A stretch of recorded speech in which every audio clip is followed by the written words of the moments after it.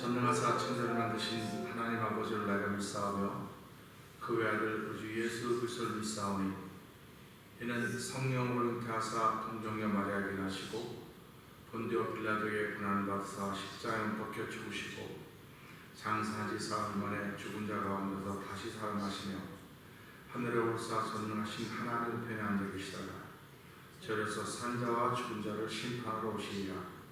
성령을 믿사오며 거룩한 공회와 상도가 서로 교통하는 것과 죄를 사하여 주신 것과 몸이 다시 사는 것과 영원히 사는 것을 믿사옵나이다. 아멘. 찬송 405장을 함께 찬양합니다.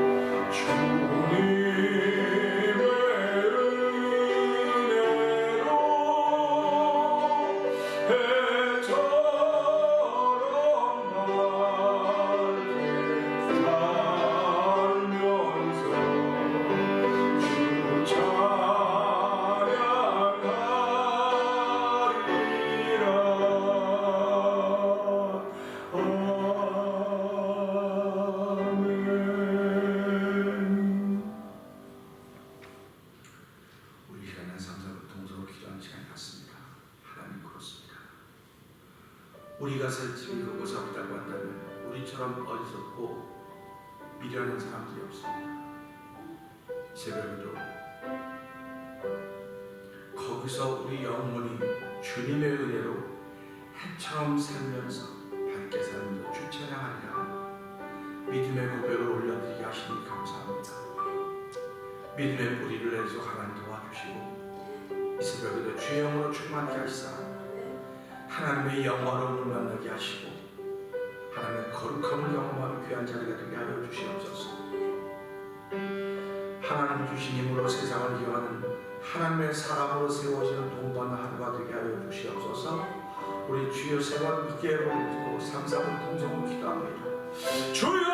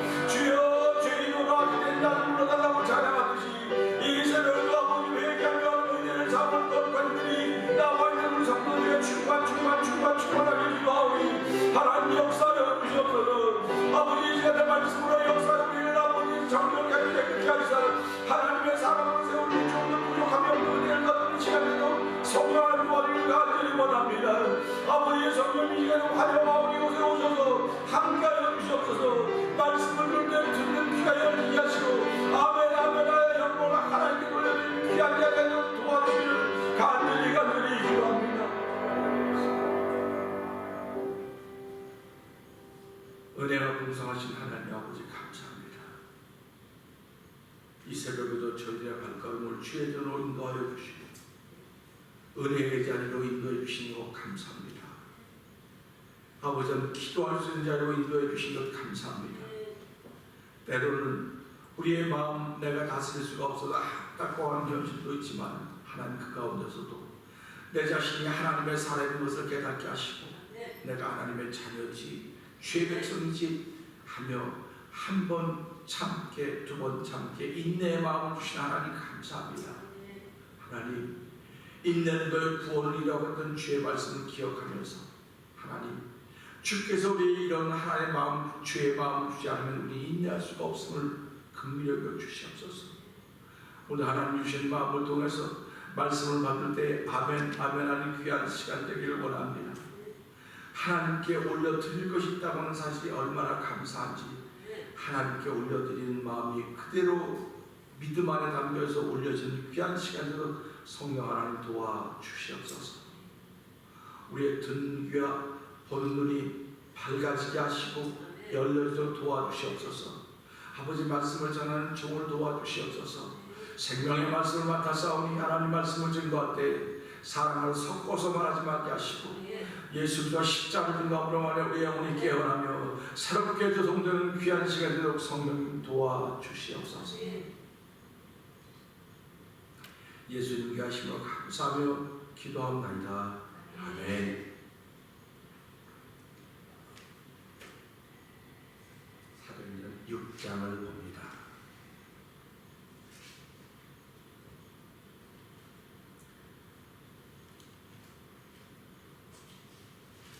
그때 제자가 더 많아졌는데 헬라파 유대인들이 자기 과부들이 그 매일 구제에 빠짐으로 히브리파 사람을 원망한대.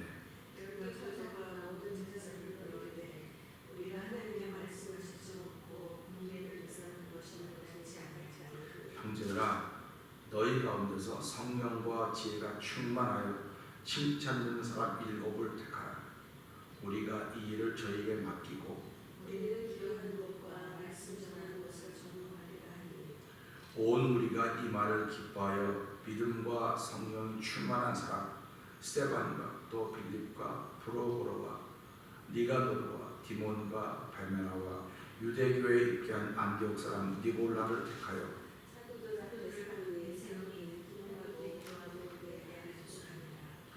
하나님의 말씀이 점점 왕성하여 예루살렘에 있는 제자의 수가 더 심히 많아지고 허다한 제사장의 무리도 이 도에 복종하니라.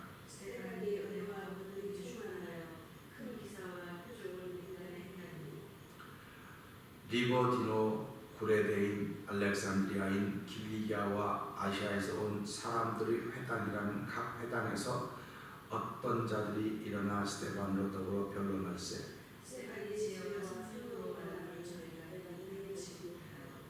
사람들을 가르쳐 말시키되 이 사람이 모세와 및 하나님을 모독하는 말 하는 것을 우리가 들었노라 하게 하고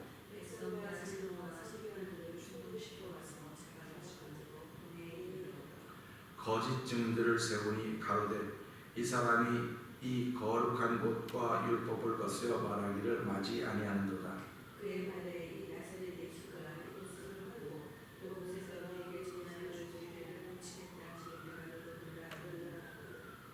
공회 중에 앉은 사람들이 다 스데반을 주목하여 보니 그 얼굴이 천사의 얼굴과 같더라. 아멘. 오늘은 6장 1절 2절의 말씀을 통해서 함께 은혜를 나누기를 원합니다. 사도들의 일이라고 하는 건데 오늘 우리 이 말씀을 보면서 5장 9절에 사도들이 집에 있든지 성전에 있든지 날마다 예수는 그리스도다 가르치며 전도하기를 쉬지 않았다 하는 말씀을 보면서 오늘 6장을 시작합니다. 사도들의 본분은 말씀을 전하는 것이고 또 전도하는 거예요. 그러나 그걸 듣는 사람들은 성령의 감동하심을 따라서 전도하는 겁니다. 그 본분이 일이 달라요. 일이 다릅니다. 사도들은 그 일하라고 하나님 맡겨준 거고 이 이야기를 듣는 사람들은 그 말씀에 감동이 되어서 그렇게 살아가려고 하는 거예요. 그러니까 사도들이 이렇게 전하니까 사도들이 그렇게 산다. 오늘 이 시대는 그것 때문에 자꾸 문제가 생기는 거예요. 사도들도 말씀을 전한 대로 살아야 된다. 물론 맞는 이야기입니다. 틀리다는 얘기가 아닙니다. 근데 하나님은 사도들의 삶을 살아가면 확 뒤집어가지고 다 옮겨놓고 너희는 복음을 전해라 이렇게 한 것이 아니고 사도들은 그냥 사도들로 살아가요. 이들이 성령을 받았다면 확 달라진 게 아니고 뭐가 달라지는 마음이 달라집니다. 마음이. 우리가 살아가면서요 마음이 달라지면 차츰차츰 행동도 생활도 달라지는 거예요. 하루아침에 달라지는 게 아닙니다. 그러니까 우리가 늘 기억하셔야 돼요. 목사님들이 그럴 수가 있어. 사역자들이 그럴 수 있어요. 그거는 왜 그러냐면 우리가 사역자다, 목회자다, 중직자다, 우리 성도대가 불림을 받았다고 하는 것은 마음으로 불림을 받아서 그 마음을 따라가기 시작하는 거예요. 지금. 그러니까 중요한 건 이겁니다. 근데 자꾸 뭐라고 자꾸 줄을 거는 거예요. 목사님은 이렇게 살아야 돼. 사역자 이렇게 살아야 돼. 이렇게 살아야 돼. 그럼 우리가 만들어 놓은 거예요. 틀을. 자기도 못 살면서 왜 남을 그렇게 틀을 만들어 놓습니까? 그러니까 이걸 보면서 무슨 생각을 하게 되냐면 사도들에게는 성령님께서 예수는 그리스도라고 하는 것을 전하라고 맡겼어요. 그걸 맡겼습니다. 성도들은 그 말을 듣고 은혜를 받고 받은 대로 살아가라고 하는 걸 맡긴 거예요. 그러니까 다른 거예요. 다른 건데 이 다른 걸 인정을 해야 되는데 안 하는 거예요. 다른 걸 인정하는 거예요. 그러니까 사도들이 이런 이야기를 들을 때마다 하나님은 우리에게 말씀대로 살아가라 이걸 맡겼다고 그러지 않았어요. 그러니까 우리가 이걸 보면서요 이 현대교회가 얼마나 지금 잘못된 탑위에 지금 쌓고 있는가 자꾸 생각해야 됩니다. 지금도 이 얘기를, 이 말씀을 유튜브로 보는 사람도 목사가 또 저러네 이렇게 얘기할지 몰라요. 성경에 목사를 필요할 도덕률을 가지고 있는 사람이다 그런 말 한 적이 없어요. 그러니까 도덕률이 있어야지 없어야 되는 건 아닙니다. 세상이 말하는 기준보다는 더 높아야 되겠죠. 그러나 당신이 생각하는 그 기준은 아니라는 겁니다. 그 말은 무슨 말이냐면 내가 그 기준을 세울 정도 같으면 나도 그 기준에 도달해 있어야 되는 거예요. 그러니까 자기처럼 되기를 원하는 거다. 성도들이, 사도들이, 목회자들이 최소한 나 정도는 돼야지. 당신 죄인이야. 내가 죄인이지 당신도 죄인이야. 근데 왜 당신한테 기준을 맞추냐고 그렇게 얘기하는 거예요 지금. 근데 그렇게 말하는 사람들이 없어요. 다 목사는 내가 목사의 옷을 입었으니까 이것도 안 하고 저것도 안 해야 돼. 안 하는 것이 너무너무 많아지는 거예요. 목회한다는 게 목사라니까. 근데 왜 안 하는 것이 점점 많아져야 됩니까? 이런 걸 생각해야 되는 거예요. 그래서 보면서 나라고 하는 게 나예요 그냥. 근데 나에게 맡겨진 게 뭐냐. 보세요. 얼굴이 예쁘게 생긴 사람이 노래한다? 야, 노래도 잘하고 얼굴도 예쁘네? 굿입니다.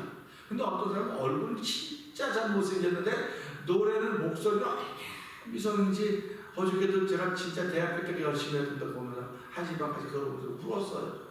눈물 난 거 보면서 목소리가 한마음 이게 그냥 그 듣기만 해도 울음이 나야 돼. 듣기만 해도 울음이 나. 딴 사람들은 아무렇지도 않은 난 그걸 듣기만 해도 내가 대학생 때 이걸 좋아하고 이걸 좋아했는데 목회를 하면서 내가 이걸 다 잊어버렸구나. 잊어버린 거예요. 내가 잘 울어야 남을 울릴 수 있어요. 내가 울지 못하면 남을 못 울립니다. 다른 말로 말하면 내가 감동받는데 둔하면 다른 사람은 감동을 못 시켜요. 그러니까 지금 시대는 이성이 막 움직여가는 세대는 감성으로 살아가는 세대라. 내가 그래서 저는 이 전세에 그거 하라는 거 감성이라는 감성. 근데 사람은 이성을 자꾸 앞세요. 이성을 앞세우면 나는 잘못한 게 없다는 거야 이성은. 근데 감성은 내가 잘못 알아. 그런데 그것보다도 하나님은 이곡을 쓰는 거예요. 그러니까 이성이 앞서면 항상 시끄럽습니다. 어딘 다 시끄러워 이성이 앞서면. 그러니까 집안도 보세요. 남편과 아내가 이성이 앞서면 날마다 싸워요. 맞다는 게. 근데 감성이 앞서면 남편을 눈물을 쏟게 하고 아내를 눈물을 쏟게 하는 거예요. 감성의 최고의 단어가 사랑이라는 것입니다. 최고의 단어가 사랑이에요. 그렇기 때문에 이 사도들이 그걸 알았었는데 그걸 알고 예수는 그리스도라고 전했었는데 제자의 수가 점점 많아지니까 복음 전하는 일보다는 목회를 하기 시작한 거예요. 사도들이. 뭘 딴 분들 뭐라 할지 모르겠지만 나는 보니까 사도들이 제자의 수가 많으니까 목회를 하기 시작했구나. 사도들은 복음 전하는 일을 하라 했지 목회를 하지 않았어요. 목회는 성도들을 돌보는 역할입니다. 사도들의 목회 자세가 달랐다는 거예요. 이유는 제자의 수가 점점 많아지니까 관리해야 될 거 아닙니까? 그러니까 교회가 왜 이렇게 교회의 모습을 잃기 시작했냐면 관리해야 된다고 하는 때문에 그러니까 목사님 혼자 감당을 못하니까 사부교육자도 두고 전사님도 두고 또 관리인들 다 하다 보니까 자꾸 조직화돼가요. 조직이 필요 없다는 말은 아닙니다. 근데 조직이 힘은 아니에요. 교회는 조직이 힘이 아니라 예수님이 힘이 돼야 되거든요. 근데 교회가 자꾸 수가 들어가다 보니까 예수님도 있어요. 그런데 조직이 힘이 된 거예요. 이게 조직이 힘이 됐다고 하는 구조적인 악이 생기기 시작했다는 것입니다. 구조적인 악이 생기니까. 그러니까 자꾸 계급화된 거예요. 계급화된 거예요. 계급화돼가지고 이 말씀을 준비했지만 헬라파 유대인들의 과부, 여기 나오죠. 헬라파 유대인들의 과부들이 그 공동체 안에 있었습니다. 그러면 이스라엘 유대파, 여기 말하는 히브리 사람의 과부들도 그 안에 있었습니다. 그러니까 이 공동체 안에는 섞여 있게 되고 해서 제일 처음에는 이스라엘 사람들만, 유대인들만 모였기 때문에 아주 나름대로 뭐 지켜갈 수 있었어요. 얼마 안 되니까. 근데 들으면서 제자의 수가 점점 많아져 가니까 이 사람도 저 사람도 은혜 받고 모였다는 거. 다 은혜 받고 모인 겁니다. 은혜 받고 모였는데 여기 보니까 이들이 무슨 일을 구제하는 일을 했다고 하지 않습니까? 우리가 이 사도행전 5장을 보면서 4장에다 5장에다 하지 않습니까? 자기는 걸 팔아서 사도들의 발 앞에 갖다 놨다. 집과 밭을 팔아서 사도들이 알아서 하도록 다 맡겨놨다. 그러니까 사도들이 그걸 맞는 순간부터 머리는 어려운 사람들을 도와주기 시작하는 거예요. 이제 뭐 이거 틀렸다고 누가 말합니까? 어려운 사람 도와주는데. 그러니까 사도행전 5장을 보면서 부족한 것이 하나도 없더라 그러는 거. 예수 믿는 사람들이 거기 모였던 사람들이 부족한 것이 없으니까 이 소문이 날 거 아닙니까? 거기 가기만 하면 부족한 것이 없대. 그러니까 사람들이 모이는 거예요. 자꾸 모이는 겁니다. 모이는데 어떤 사람은 복음을 듣고 은혜 받고 모인 사람이 있는가 하면 어떤 사람은 구제하는 것에 관심을 기울이고 모이는 사람이 있을 것입니다. 목적이 다 달라요. 근데 사도들이 구제하기 시작하는데 보니까 헬라파 사람도 있고 히브리파 사람도 있고. 그러니까 지금 헤게모니는 누가 잡아니까 헤게모니라고 하면 죄송하지만 누가 기득권을 가지고 있냐? 히브리파 사람이 기득권을 갖고 있고. 헬라파 사람은 유대인, 이방인들 아닙니까? 이방인들이니까 기득권이 없어요. 그 히브리파 사람들이 가지고 있기 때문에 팔이 안으로 굽는다고 누구를 더 많이 도와주겠습니까? 그러니까 우리부터 먼저야. 우리부터 먼저. 그러니까 헬라파 과부들이 불평이 생기기 시작한 겁니다. 아니 똑같이 교회 나가는데 저 사람한테는 잘 대해주고 이 사람한테는 못 대줘? 그럴 수가 있어? 현대교회와 똑같은 게 벌어졌어. 그러니까 현대교회만 이게 있는 게 아니고 이 당시에도 이게 있었던 거예요. 그러니까 불평이 자꾸 쌓여지기 시작하는 것입니다.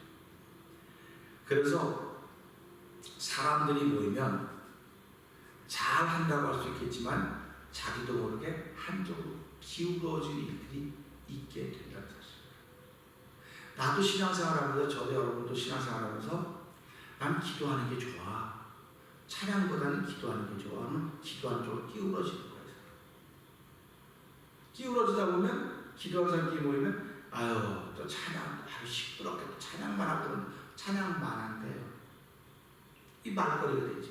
또 찬양하는 사람들 이쪽으로 기울어지면 기도도 해야 되지만 찬양이 우선이야. 찬양부터 하는 거야. 이렇게 그러니까 항상 기울어. 그럼 목회자 가운데다가 기도하는 편에 설 것인가? 찬양하는 편에 설까? 그러니까 내가 기도하는 편에 있는 사람들이 나를 또 다 따르면 이쪽으로 쓰는 거야. 이렇게. 그럼 찬양하는 사람들이 아니 목사님이 그럴 수가 있냐고 불편해지는 거예요. 똑같은 현장입니다. 교회는 찬양도 있어야 되고 기도도 있어야 되는 거예요. 그러니까 목회자라고 어느 한쪽에 기울도록 만들어주면 안 되는 거예요. 현장이. 근데 기울도록 만들어지는 것이 목회하는 현장이라는 것입니다. 목회하는 현장. 그러니까 기울어지니까 복음을 제대로 못 전하는 거예요. 왜 이렇게 전하면 기울어지면 더 기울어질 것 같습니까? 올라가면 더 올라갈 것 같습니까? 얼마나 안타깝습니까? 그러니까 눈치를 안 보고 싶어도 안 볼 수가 없는 거예요. 이번 주일날도 제가 이제 말씀을 준비하고 있어요. 빌라도를 보세요. 빌라도는 어깨가 현장국이 아주 이겁니다. 총독입니다. 그리고 그 모든 권한을 다 가지고 있습니다. 예수님께 뭐라고 말합니까? 나는 너를 죽일 수도 있고 살릴 수도 있어. 얼마나 무시무시한 말입니까? 예수님은 지금 신문을 받고 있는 거예요. 지금. 그때도 뭐라고 말합니까? 나를 해야 할 것은 하늘이 주지 않습니까? 소용이 없어. 그러니까 빌라도는 누구를 두려워하는? 여론을 두려워하는 거예요. 소리를 두려워하는 겁니다. 오늘 교회도 마찬가지예요. 교회가 지금 우리 한국 상황을 보면 지금 잘못 가고 있다고 다 얘기하고 있습니다. 그런데 큰 교회 목사님들 다 입을 다 다물고 있어요. 속으로는 도울 수 있을지 모르지만 다 입을 다물고 있어요. 이게 빌라도의 모습입니다. 빌라도의 모습인 겁니다. 빌라도의 모습인 겁니다. 그러니까 빌라도가 뭐라고 말합니까? 내가 이 사람을 해서 십자가에 못 박힐 만한 죄를 찾지 못했다. 그럼 찾지 못했으면 놔줘야 될 거 아닙니까? 그런데 그는 여론을 두려워하는 총독이었습니다. 근데 예수님은 여론을 두려워하지 않아요. 예수님 살아가면서 이 말씀 보면서 사도들이 하나님을 두려워하는 사람이었었습니다. 예수를 그저로 전하는 사람들입니다. 근데 자꾸 구제하는 일에 신경을 쓰다 보니까 사도들이 그런데 관심을 쓸 수 있지 누가 뭐라 그러겠습니까? 그런데 쓰다가 보니까 불평불만이 나오게 되는 것입니다. 복음을 전하는 일에는 사람을 보지 않고 하나님을 봅니다. 근데 목회를 하는 일은 하나님을 바라본다고 하면서도 사람들을 더 많이 바라보게 되어 있습니다. 그들을 보듬어주기 위해서는 해야 할 말도 못하고 지나가고 또 참고 지나가고 결국 보니까 목회를 오래 하면 오래 할수록 그 사람은 복음에서 벗어나요. 교회가 부흥하기만 하면 되지 뭐 교회가 부흥하는데 뭐가 벗어나냐 그러는데 성경을 보니까 그렇다고요. 성경을 보니까. 그래서 세계 최대 교회 제일 큰 교회가 한국에 7개나 있어도 순서 15개에서 7개나 한국에 있어도 한국 교회가 지금 아무 힘을 못 발휘하고 있어요. 하나님의 교회를 세우신 이유가 뭡니까? 하나님의 뜻이 이루어지기 위해서 교회를 세우지 한 목사 개인이나 한 교회를 영광스럽고 자랑스럽게 하려고 교회를 세운 게 아닙니다. 그러니까 그런 목사님이 사람 눈치 보면 안 되는 거예요. 지금은 하나님이 우리 교회를 어떻게 갈 것인가 목사님이 기도하지 않겠습니까? 기도하면 그냥 듣는 얘기는 그래요. 당신 교회 좌파도 있고 우파도 있는데 지난번에 어떤 얘기 들으니까 어떤 순복의 큰 목사님이 설교를 하는데 좀 나 정책을 비판하는 얘기 했더니 듣던 사람들이 다 이거 갖다 나갔더래요. 그래서 그 다음부터 이제 얘기 못하는 거죠. 그러면 이걸 보면서 나가려면 나가라고 이래야 되는데 그걸 못하는 거예요. 왜 그러냐면 자기가 가지고 있는 잃어버릴까 보다. 자기가 갖고 있는 좀 소중한 자기가 가족과도 자기 건 줄 알고 갖고 있다고요. 자기 건 줄 알고 갖고 있다고. 그러니까 하나님이 야, 니게 아니야. 내 거야, 내 거. 내가 너를 맡겨줬어. 이렇게 맡겨줬으니까 맡아있는 충성해야 되는데 너 지금 충성하지 않고 이게 영원히 네 건 줄 알고 그러는데 까불지 마라. 네 거 아니야 이거. 이 생각을 잊어버린 거예요. 지금도 이건 내게 아니라 하나님의 것인다면 손해가 나면 누가 손해가 나는 거예요? 하나님이 손해가 나는 게 내가 손해가 나는 게 아니고 그러니까 하나님이 당신의 일을 당신이 알아서 하는 거 우린 예만 하면 돼. 예. 하나님 바라보면서 하면 그렇습니까? 예. 근데 이렇게 바라보지 말고 이렇게 바라본다. 이렇게 바라보지 못하고 이렇게 본다는 거예요. 그러다 보니까 이것도 조심하고 저것도 다 조심해야 되는 것밖에 없다는 겁니다. 사도 바울은 고린도전서 1장 25절에서 그리스도께서 나를 보내심은 세례를 주게 하려 하심이 아니요 오직 복음을 전케 하려 하십니다. 아멘입니다. 세례가 얼마나 중요합니까? 교회에서 세례 그럼 너무너무 중요하게 생각을 합니다. 세례 중요하죠. 교회에서 세례 받는 사람이 몇 명에 따라서 그게 초신자를 진짜 안 믿는 사람을 예수님 믿게 만드는 거지. 지금은 다 수평이동하는 거 아니야. 니 거나 내 거 나와서 이렇게 우르르 가면 그 교회가 부흥하고 또 우르르 가자면 또 교회가 규모가 줄어드는 거니까 세례를 몇 명 줬냐 그게 중요하다. 이거 갖고 따져요 지금요. 그러니까 1년 동안 내가 세례를 우리 교회도 세례를 30년 우리 교회는 아무 의미가 없어요 이게. 성경은 어떻게 보길래 그런 얘기를 하고 있단 말이에요. 저도 세례를 준 거에 대해서 관심을 기울이고 있는 데 있습니다. 없다는 거 아닌데 있었죠. 우리 교회는 1년에 세례를 몇 명 줄까? 한 명도 못 주는 게 얼마나 많습니까? 어떤 선교사는요 자기가 32년 선교했는데 세례 한 명 줬대요. 그녀도 와서 나는 목회장, 선교장 못해서 한 명밖에 세례를 못 줬습니다. 그때 우리가 참 너무하네. 한 명밖에 못 줬어 32년 동안에. 그런 거예요. 근데 사도 바울이 말하지 않습니까? 그 속에 나를 보내시간 세례를 주라고 보는 게 아니다. 하나님께 우리를 부르시면 너 목회 잘하라고 부르는 거 아니라는 거예요. 목회 잘하라고 부르는 거잖아. 복음을 전하라고 부르는 거예요. 그러니까 사도 바울이 복음 전하는 게 자기가 앞장서는 거지 목회하려고 하는 앞장서는 것이 아니다. 그러면 내가 이 일을 잘 못하면 나에게 화가 있을 것 같기 때문에 난 지금도 사람들이 발라보지 않았던 땅, 누구도 전하지 않았던 땅, 누구도 털을 닦지 않은 곳에 가서 나는 예수를 그리스도라고 전하는 것이 내 삶입니다. 그게 사도 바울이 걸어간 길이에요. 오늘 이 시대 목회자들이 걸어가야 될 길이 바로 그 길이라는 겁니다. 그 길. 어떤 길? 복음을 전하는 길을 가야 돼요. 복음은 사람의 눈치도 보지 않습니다. 복음은 하나님의 눈치만 바라보는 겁니다. 그러니까 목회는 사람을 잘 알아야 목회를 해요. 그러니까 이 사람만은 이렇게 해야 돼. 저 사람만은 저렇게 해야 되고. 근데 이게 결국 뭡니까? 목회자가 사람을 하다가 사람 비율을 잘 맞춰요. 못 맞추면 목회 꽝이에요. 근데 복음을 전하는 건 사람 비율 맞출 필요가 없어요. 그 사람 깡패가 됐든 그 사람 못난이가 됐든 뭐 아무 사람 하나님 주신 말씀을 그대로 전합니다. 예수는 그리스도십니다. 예수는 구원자입니다. 만약 우리가 이렇게 살았다 할지라도, 우리가 이렇게 삶이 형편없었다 할지라도, 우리가 죄인이든 희망이 하나도 안 보였다 할지라도 누구든지 예수 믿으면 희망의 사람이 됩니다. 누구든지 예수 믿으면 구원받습니다. 오늘 시간에 그 예수로 만약 구원받은 죄 백성들에게 죄를 추구합니다. 이게 설교라는 겁니다. 이게 복음이라는 겁니다. 그럴 때 복음에는 반드시 회개가 있습니다. 반드시 회개가 있어야 복음의 역사가 나타나는 겁니다. 근데 목회는 회개했겠지 뭐. 그 사람이 그렇게 했으니까 회개했을 거야. 내가 인정한다고 그 사람이 인정받습니까?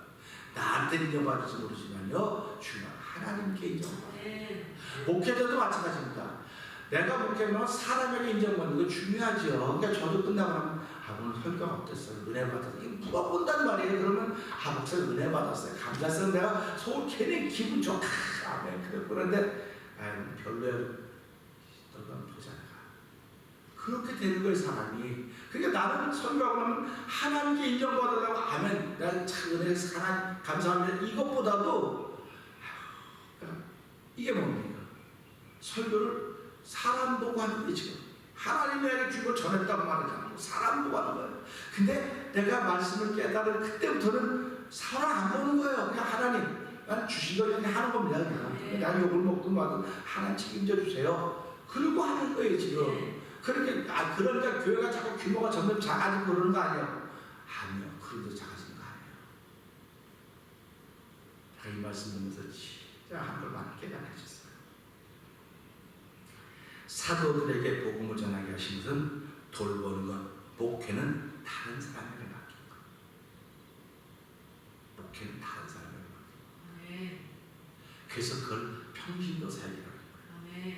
그러니까 도와주고 교회 행동 모두만 다 그들에게 맡기는 거예요. 근데 지금 목회자들은 못 맡겨요. 맡기면 이상한 일이 생길까봐 못 맡깁니다. 저 사람이 좀 인기 얻으면 저건 좀 내려놔야 돼. 저 인기 얻어가지고 뭐 어떻게 하면. 그러니까 목회자는 쓸데없는 신경을 자꾸 쓰게 되는 거예요. 그 사람이 말씀 부를 저 사람들하고 만난 사람이 누굴까. 이렇게 그러니까 생각을 해보세요. 그러니까 목회자가 사람들이 자기 사람을 심어놓을 수밖에 없는 거예요. 세상하고 똑같은 거예요. 이걸 봐서 이게 무슨 목회입니까? 이게 무슨 복음을 전하는 겁니까? 세상은 똑같은 거지. 하나님 거기 어디 계세요? 하나님 없는 거죠. 말은 하나님 하면서도 얼마나 안타까운 일이 벌어지는지 이런 말도 할 수 없는 이걸 보면서 사도들이 복음을 전하는 것과 대신 복음을 전했겠지 왜 안 전했겠습니까? 근데 돌보는 일에 관심을 기울이다 보니까 문제가 생기기 시작합니다. 문제가 생기기 시작한 거예요. 결국 문제가 생기니까 사도들이 깨닫게 돼요. 문제가 안 생기면 깨닫지 못합니다. 그러니까 우리 살아가면서 내가 기분 나쁘거나 마음이 상하거나 어려우면 깨닫게 돼요. 어렵다가 눈 지나가면 하나도 모르게 지나가요. 좋은 게 지나갑니다. 근데 어느 내 마음에 팍 안돼서 왜 이래 그러면 그것도 하나님 깨닫게 하시는 거예요. 깨닫게 하시는 거예요. 그러니까 사도들이 이걸 깨달았습니다. 드디어 사도들이 깨달았습니다. 아멘. 사도들은 제자의 수가 많아지기 때문에 말씀을 제쳐놓았다는 걸 깨닫게 된 거예요. 근데 말씀을 제쳐놓았다고 하는지 이렇게 제쳐놓은 말씀이 약화되었을 거라는 생각을 해보게 되는 것입니다. 각자가 나름대로 할 일이 다 있습니다. 저는 제가 할 일이 있고 여러분 각자 다 할 일이 있습니다. 사도들은 모든 일에 관여해도 누가 뭐라고 하는 거예요. 목회자는요 모든 일에 관여해도 그 목사님이 그냥 별로 뭐라고 하는 거예요. 근데 목회자 외에 다른 사람들은 자기 일에 자기 일만 하면 돼요. 그런데 자기 일에 자기가 자기 일을 못해요. 그리고 자꾸 남의 일에 간섭을 하게 되는 겁니다. 예나 지금이나 자기 일만 잘하면 돼요. 남의 일에 상관하지도 말고 상관하지도 맙시다. 우리 공동체나 가정이나 일터에서 시끌시끌해지는 건 남의 일에 참견하기 저밖에 없습니다. 남편이 아내 일에 자꾸 참견해보세요. 그러면 그 아내가 가만히 있겠습니까? 또 아내가 남편이 아닌 일에 자꾸 간다라 배달하면 남편이 가만히 있겠습니까? 조금 못한 것 같아도 잘했네 박수 쳐주면 힘이 더 나는 거예요. 남편은 아내를 사랑하고 아내는 남편을 돕는 겁니다.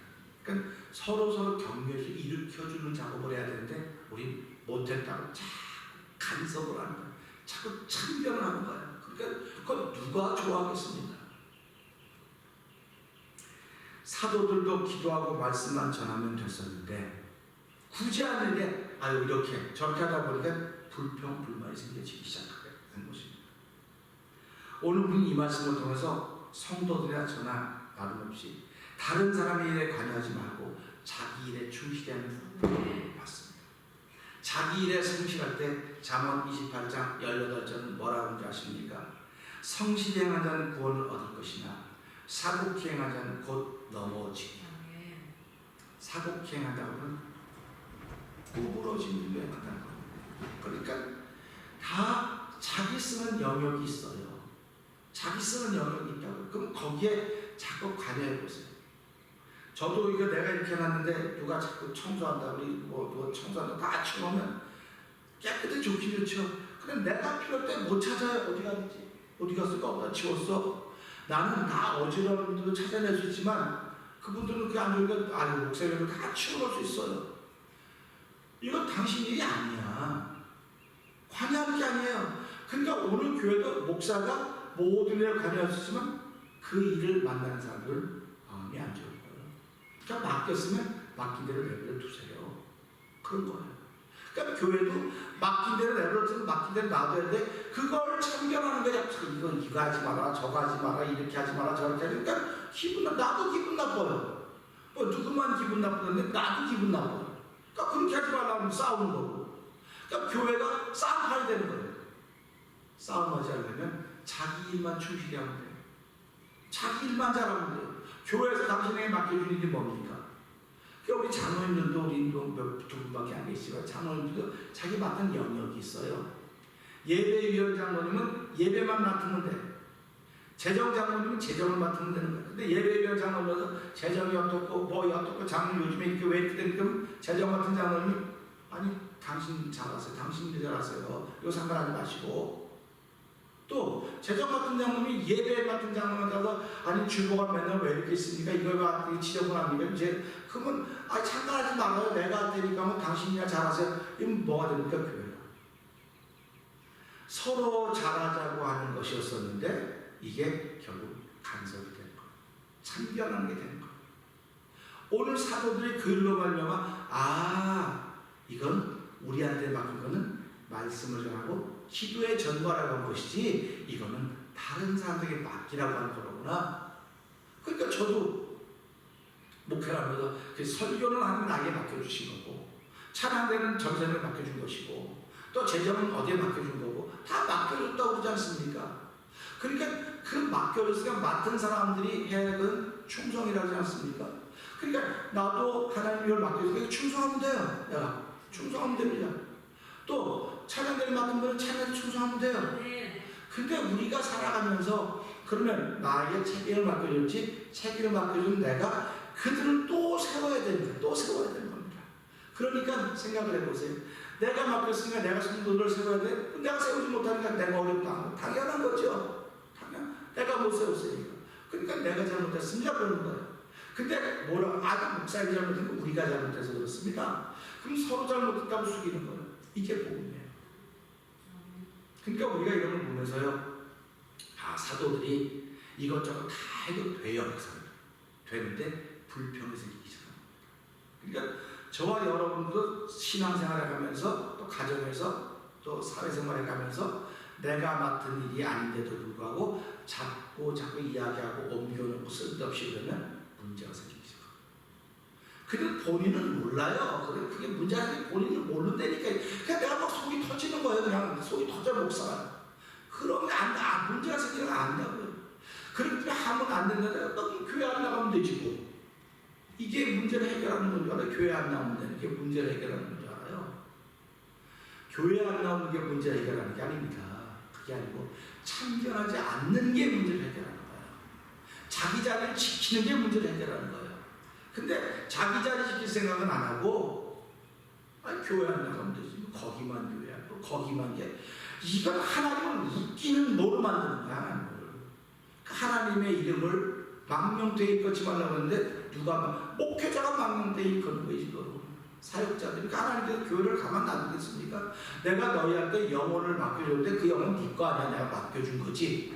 내가 맡겨준 너에게 맡기면서 말씀과 기도로 전달하고 너에게 있는 거지. 네가 뭐 돕고 뭐 해줘 그거 맡기지 않았어. 그건 네가 사람들을 뽑아서 그들에게 다 맡기는 거야.